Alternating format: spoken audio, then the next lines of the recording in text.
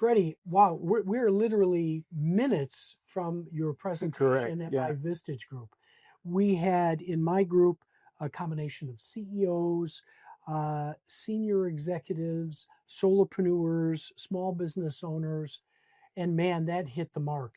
It was it was a lot to digest, but it feels to me like everybody needs a personal brand and they don't know where to start.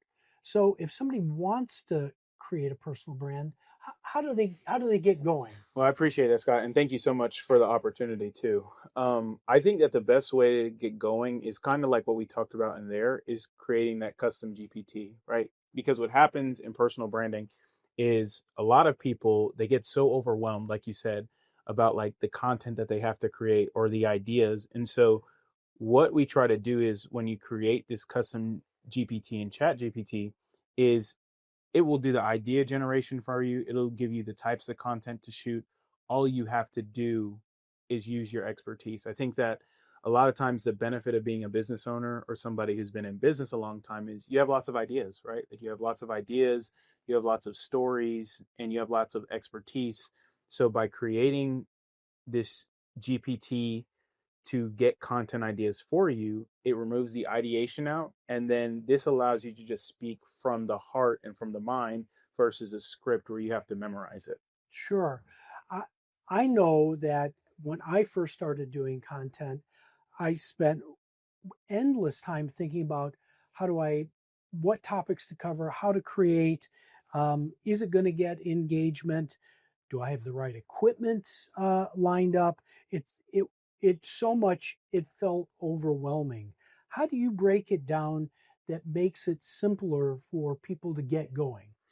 Yeah. So the easiest way I think that you can get going is by documenting what you're doing. Mhm. So I think that your smartphone has a great camera. You can buy a mic just like the one we're wearing for relatively cheap on Amazon. And you can kind of just document what's going on in your business, what's going on in your organization, and start like that, right? Because I think, like you said, a lot of times people are so worried about if the content's going to get engagement.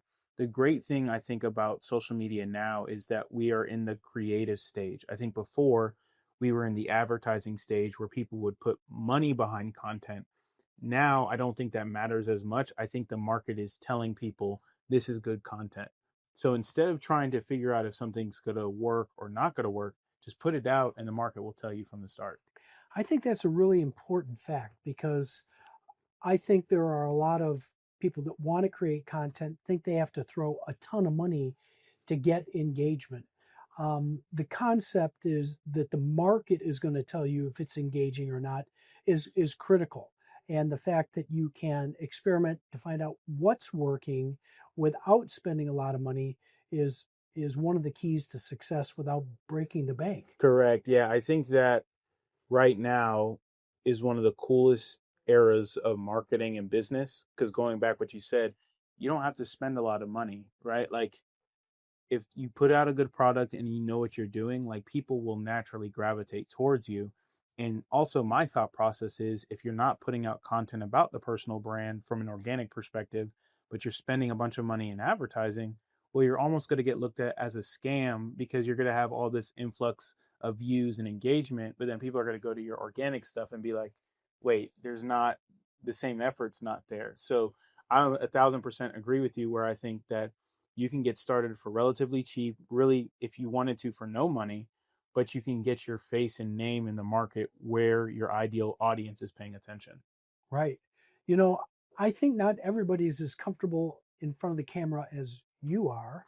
So, what do you say to somebody who's a little camera shy, would prefer to write an email as opposed to put their face on camera? So I would tell them to figure out a way to get in front of camera that's not overwhelming. So, like for me, and we've talked about this, I can look at a camera and I can speak to a camera, and I've done it enough to where it doesn't overwhelm me. But if you're somebody who's like, man, this the camera is overwhelming, we'll start off with just having a conversation with somebody and have the camera roll. That way, you can get used to a camera being in your vicinity, and then from there, it becomes a lot easier. And then if you're somebody who wants to look at the written side, I think that the written content aspect, like the emails that we've talked about, the articles that we've talked about, is great. But I think that that personal connection, when people see your face, Mm. they get to know about who you are. Like if you're somebody who's grown a beard in the last 2 weeks and you're meeting somebody for a business meeting, like they can tell that, right? If you're somebody who's lost a bunch of weight, like people can see the progression. That's another topic of conversation at the business meeting, right? If you're somebody who's had their hair running away from them and then shave your head, like they can see them in the content too. So it's like being on video is more than just like the benefit of like your content getting out there. It's the benefit like of people having that personal connection with you as well. You know, when I connected with you on LinkedIn, immediately I hit subscribe because I wanted to know what we were going to get as a speaker here at a Vistage group. But I was kind of blown away. The uh, different content, what felt like every couple of days on a regular basis, it felt so fresh, it felt so topical. For me, it was hard to wrap my brain around how you could do that much content and keep it fresh. I'm thinking in the back of my mind, before I saw your presentation today, he must spend 24/7 making video. Yeah. But what I learned today is you can do a little with GPT and create content that can be sliced and diced 100 different ways and give you so many options. But why don't you spend a second telling us about that? Yeah. So what I learned early on, Scott, is that like the companies that I deal with, they have like real life CEOs and executives. So one of my friends, Ali Jamal, who's actually a Vistage member as well, I remember when I first started working with him, we would film like 3 videos and then I would post them Monday, Wednesday, Friday. And I'd say, hey, let's do another video shoot. But as a business owner, you're traveling, you have stuff going on. But as the service provider that I am, I don't want you to have just a dry spell of not being relevant on social media. So what I started to learn is that if you can batch create content, so for an hour, if in 1 hour you can shoot 15 videos, which is about a video every 4 minutes, and you post videos 3 times a week, you're now covered for the next 5 weeks. Mm. And then from there, what you can do is you can use your phone to record articles to then use the GPT. But it's like 15 videos, 1 hour, 3 videos a week for 5 weeks. Now when you get to week 3, you can do the same process again, and that allows you to always have content. I think that as a business owner, efficiency and effectiveness is the name of the game. And so if you can be efficient in your content creation process and effective, you can look like you're spending 24/7 creating content. Yeah, yeah, exactly. So what haven't we covered here in this video that you would like to get across to, people that are watching and trying to discover how they set up personal branding?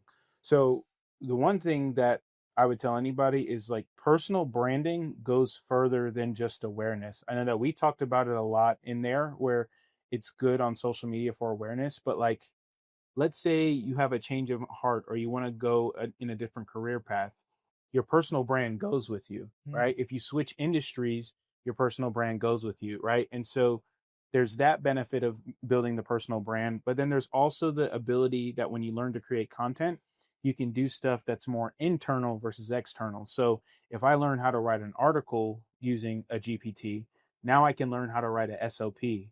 I can learn how to write a job description. So being able to build a personal brand allows you to develop all these skills that will never go away from you and that you can take with you wherever you're going. Yeah, those prompts are so critical to get right and Yeah, refine as time goes on. correct. Yeah, but the good thing about them is once you get them right one time, you have them forever. Right, Yeah. right. So, Freddie, if people want to get a hold of you, learn more how to do this, take advantage of your services, how do they do that? So on social media, I'm FRHART and the number 2. So I'm Frederick Ronald Hart II. And then they can go to frhart2.com to connect with me there. But I'm frhart2 on all social medias, and then LinkedIn is just Freddie Hart. I love it. Thank you again for speaking to the group today and for spending some time with me after the group. Yeah, no problem, brother. It was awesome. All right, all the best. Thank you.